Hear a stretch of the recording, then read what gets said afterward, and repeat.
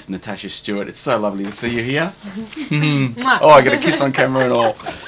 Look, you've read my questions, and I'm asking everybody the same questions, but we'll see what happens. Okay. When did you start singing?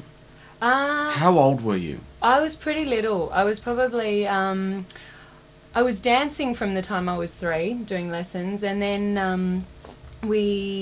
I think when we came back to Australia, I'd lived in Africa for the early part of Swaziland, yeah, for the early part of my life. So I used to kind of jump around and sing when I was little, but then we came back, and from I think it was year 1 and year 2, I was in an infant school down at Balmoral Beach, and they used to do these end of school concert, you know, end of year things, and I took a couple of lead roles in that in year 1 and year 2.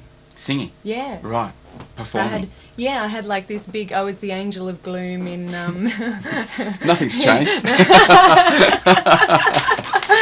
So that was in year 1, and I had this whole mime dance thing, and it was, I think that was Holy Moses was the musical. Right. And then the following year was a Baby Jesus one, and that was I Was Mary. Right.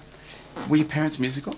My dad played the xylophone. Wow. Because he actually played the xylophone because he was one of 4 boys, and his parents wanted all the boys to learn an instrument, and he thought he'd be a bit of a smart aleck and pick an instrument that he knew they couldn't get, and then he turned... Let alone spell. Yeah. And then he got home one day and there was a huge xylophone sitting there for him to learn. So he was also in the Australian Boys Choir. Right. And my mum sang a bit too. I mean, just she used to sing to me all the time, but not professionally. But she. Do you had a great think voice. that just having that influence was part of the reason why you sang? No, it's funny. I don't think that had anything to do with it. My grandmother, actually, my dad's mother she was in Dame Nellie Melba's company.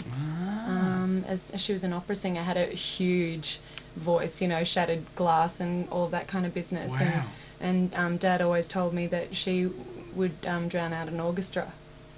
So there's probably something from there. It's funny because Definitely. my parents were the same. My parents weren't really musical, but their parents were. Yeah. So maybe that's kind of the thing. Yeah, and this is a generation. So you got through high school, you were still singing? Yeah. Did you do gigs in those days? I was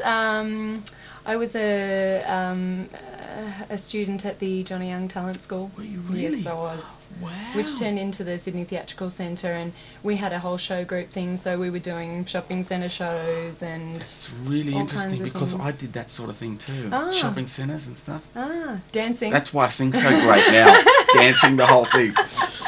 It's really interesting because I still keep in touch with Jamie Redfern. Very, very rarely. Okay. Because my first tour was with Jamie Redfern. Oh, wow. So you did that sort of thing, right? Yeah. Which is great experience and Yeah, it was really opens you up good. to that whole performance side of things. Totally. And I got involved through them, did a musical called Sinbad, which was not great success, but it was just something where there was a cast of about, I suppose it was about 15, 16 of us, and we rehearsed for about a year to just do like a kind of co-op kind of thing, and it was How all old kids. were you then? 13, 14. Yep. Yeah. So schooling, you went to school. Went to Did you do music at school? No, I wasn't 100% keen on the music teacher there, Right. so I kind of did it. I was doing so much of it out of school that I kind of left school for school kind of things. Did you play in bands when you left school, or how did that happen? I think it's funny, through all of my friends at the Johnny Young Talent School, which they were all auditioning, and I was in the agency there, and we were sent for various auditions. And one of my friends, Anita Spring, we were classmates at the Sydney Theatrical Centre from like maybe 13 years old, and she was working. She did a musical with Christine Anu. And then ended up singing backup for Christine when her single first came out, and then Anita needed a couple of gigs off, and I ended up filling in for her. With Christine Anu. Wow. Yeah, so some of my first actual band gigs after school were with Christine. Fantastic. Yeah. Teenager.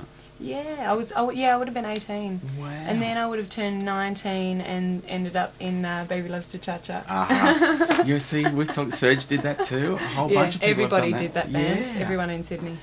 Did you have a day job as well back then? Yeah, sort of. Do you want to tell us what it was? Okay.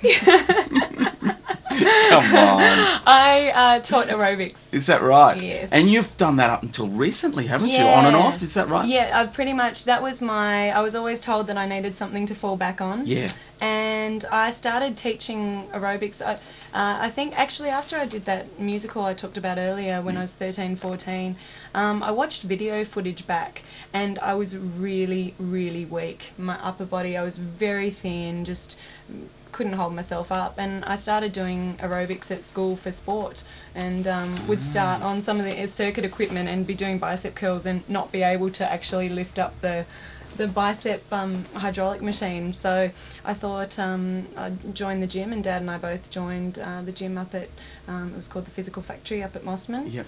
And then it was such a great close-knit family that we ended up, Dad went into running in the Masters games, and I started Your dad still runs today, doesn't he? He's Yeah. amazing. He Yep. does all the marathons and stuff. Yep, yep. Fantastic. Yeah. Are you still doing any like aerobics teaching? Because you taught as well, didn't you? Yeah, absolutely. Taught heaps, and I got to the point there was one stage I was doing 24 classes a week plus gigs. That's all the gigs. Yeah.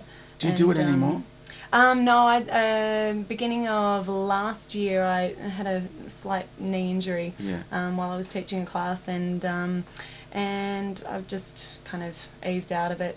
And I was managing the aerobics at City Gym. Right. Just basically timetabling for the last year and a half, and I stopped in February. Right. And now I'm out of that. My fitness registration lapses in about a week. Are you going to renew it? Nah. Isn't it amazing how things like that happen? Like you have an injury and it's forcing you to do what you have to do. Absolutely. Because we'll get to that, because I know you're doing what you really love Yeah. to do at the moment.